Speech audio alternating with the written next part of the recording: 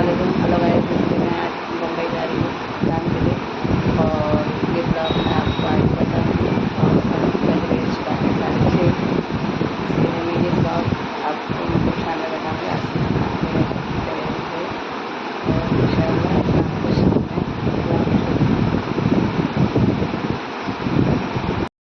Blog में मैंने आपको बताई थी कि मैं बाहर जा रही हूँ, तो ये मैं अभी आरोग्य आ चुकी हूँ और आपको ब्लॉग बता। अब हम लोग उसमें बातें डालूँ तो चलेगा और वो पूरा पहले वाली क्या आधा नहीं पहले नहीं मैं करो पहले इसमें सब लोग डायरेक्ट आज हम आए थे खाना आए थे अभी हम चले अपने घर के।